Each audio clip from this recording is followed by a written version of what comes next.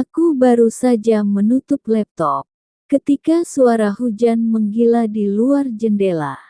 Jam menunjukkan pukul 22.47. Tugas mahasiswa menumpuk, revisi jurnal belum kusentuh, dan isi kulkas cuma telur dan kecap. Tapi bukan itu yang membuatku paling sesak malam ini. Kesepian. Sejak suamiku meninggalkanku demi wanita yang lebih muda, rumah ini terasa seperti museum kenangan yang tak lagi dikunjungi. Hening, dingin, dan membusuk perlahan. Lalu ketukan itu datang. Lembut, seperti suara yang ragu, tapi cukup keras untuk mengalahkan suara hujan. Tok, tok, tok. Aku menoleh ke arah pintu. Siapa yang datang malam-malam begini? Dengan langkah ragu, aku menuju pintu depan, menyibak tirai kecil di kaca jendela. Di baliknya, berdiri seorang lelaki muda dengan jaket basah kuyup dan tas punggung yang menempel ketat di tubuhnya. Aldi, gumamku, mahasiswa semester akhir, bimbinganku sejak 2 bulan lalu. Anak yang selalu duduk paling depan dan mencatat dengan rapi. Anak yang menatapku terlalu lama ketika aku menjelaskan, seolah aku bukan dosen, tapi entahlah.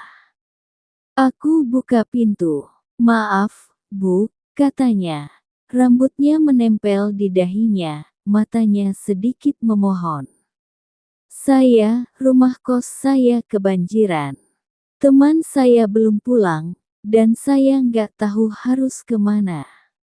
Aku terdiam. Mataku menyapu tubuhnya yang basah.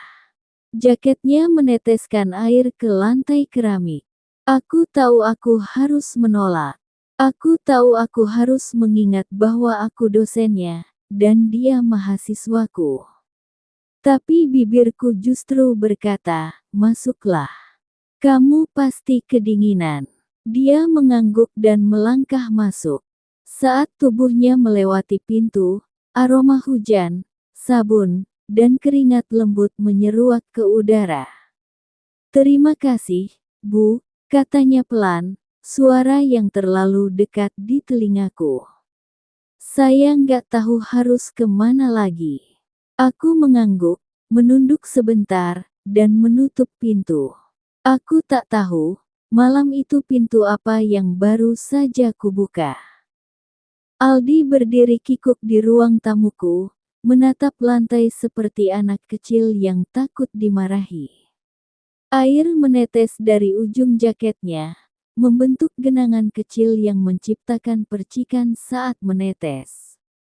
Lepas jaketmu, nanti kamu sakit, ucapku, setengah refleks, setengah entah apa. Dia menatapku. Ada jeda singkat sebelum tangannya bergerak membuka resleting perlahan. Suara resleting itu terdengar lebih jelas dari hujan di luar. Ketika jaketnya terlepas, kaos tipis di baliknya menempel erat di kulit. Basah, dingin.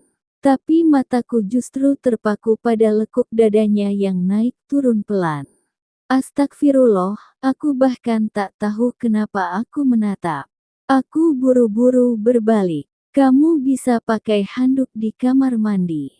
Ada baju bekas suamiku, maksudku, mantan suamiku, di lemari belakang pintu. Aku menyesal mengatakan itu. Kenapa aku harus menjelaskan status pernikahanku? Apa aku berharap dia tahu bahwa aku sendiri? Suara langkah kakinya menghilang ke lorong. Aku terduduk di sofa, menatap jendela. Tapi pikiranku tak berada di luar rumah. Pikiranku ada di lorong, bersama suara air yang menyala dari pancuran kamar mandi. Dan bayangan tubuh Aldi yang kini tak lagi tertutup basah. Kupeluk diriku sendiri. Hujan makin deras. Hening yang menyergap seperti menekan dadaku. Aku merasa seperti remaja yang sedang menunggu kekasih gelapnya keluar dari kamar mandi, bukan dosen dengan gelar magister dan segudang publikasi. Beberapa menit kemudian, suara pintu kamar mandi terbuka. Aldi keluar, mengenakan kaos longgar dan celana pendek. Rambutnya masih basah, tapi wajahnya tampak lebih tenang. Bajunya masih muat, ucapnya sambil tersenyum kecil. Aku mengangguk. Kamu tidur di sofa, ya? Ada selimut di lemari samping. Dia berjalan ke arahku, mengambil selimut, lalu duduk pelan di ujung sofa. Untuk sesaat, tak ada yang bicara. Hanya ada suara hujan dan detak jantungku sendiri. Bu, suaranya pelan. Aku menoleh. Apa Bu nggak takut dicap aneh karena membiarkan mahasiswa menginap di rumah? Aku menatap matanya. Dalam, penuh sesuatu yang sulit dijelaskan. Bukan sekadar tanya, tapi seolah dia menyelidik perasaanku. Kadang aku lebih takut pulang ke rumah kosong, jawabku lirih. Dia tak menjawab, tapi ia bergeser, duduk sedikit lebih dekat.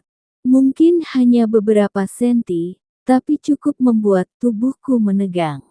Dan untuk pertama kalinya dalam sekian lama, aku merasa dilihat bukan sebagai dosen, tapi sebagai perempuan. Dan untuk pertama kalinya dalam sekian lama, aku merasa dilihat bukan sebagai dosen, tapi sebagai perempuan. Detik-detik terasa melambat. Sorot mata Aldi seperti mengikis batas profesionalitas yang selama ini kujaga mati-matian. Dan anehnya, aku tidak melawan. Mungkin karena tubuhku terlalu lelah jadi kuat. Atau karena sunyi di rumah ini sudah terlalu lama menggerogoti sisa-sisa logika. Aku tahu ini salah, bisiknya. Nadanya serak, nyaris seperti pengakuan dosa. Tapi sejak pertama kali ibu masuk ke kelas, aku selalu bertanya-tanya, seperti apa rasanya bisa duduk lebih dekat dari barisan depan. Aku menelan ludah. Bibirku terbuka, tapi tak ada satu kata pun keluar. Nafasku terasa pendek, tanganku mengepal di atas paha. Tubuhku panas meski hujan di luar masih mengguyur dunia tanpa ampun. Kalau ibu suruh aku pergi malam ini, aku akan pergi, lanjutnya. Kenapa dia memberi pilihan? Kenapa dia tak langsung pergi saja? Supaya aku bisa selamat dari diriku sendiri. Tapi justru karena dia bertanya, aku tahu jawabannya sudah terlalu jelas di tatapanku. Aku tak menjawab. Aldi mendekat. Jarak kami kini tak lebih dari sejengkal. Lalu, jari-jarinya menyentuh jemariku, perlahan, seakan masih menunggu restu terakhir dari langit yang sedang menangis di luar sana.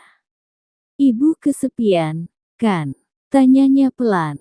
Dan itulah kalimat paling jujur yang pernah kuterima dalam setahun terakhir.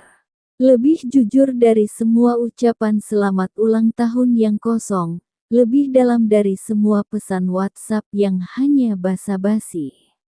Aku mengangguk, hanya sekali, tapi cukup untuk membuat tubuhku bersandar pelan ke dadanya. Hangat, laki-laki, muda, tapi anehnya, tak terasa salah. Tak seperti yang kupikir akan kurasakan. Tak ada jijik, tak ada malu. Hanya rasa diterima, rasa dimiliki, meski sesaat. Ciumannya datang perlahan, seperti hujan yang awalnya gerimis. Tapi sekali bibir kami bertemu, semua rem yang kupasang seketika rontok. Nafasku memburu, tubuhku mengejang. Dan malam itu, suara hujan tak lagi jadi yang paling nyaring di rumahku. Selimut jatuh, kulit bertemu kulit, Dan sepi akhirnya patah di antara desah dan bisikan yang hanya bisa dipahami dua orang yang sama-sama kehilangan. Saat fajar menyentuh tirai jendela, aku terbangun dengan kepala di dada Aldi. Napasnya masih teratur. Tubuhnya memelukku seperti ingin menyembunyikanku dari dunia. Mungkin aku akan menyesal. Mungkin kampus akan tahu. Mungkin dunia akan mencaci. Tapi malam itu, aku tak peduli. Karena untuk pertama kalinya, bukan hanya hujan yang basah. Aku pun akhirnya bisa merasa hidup kembali.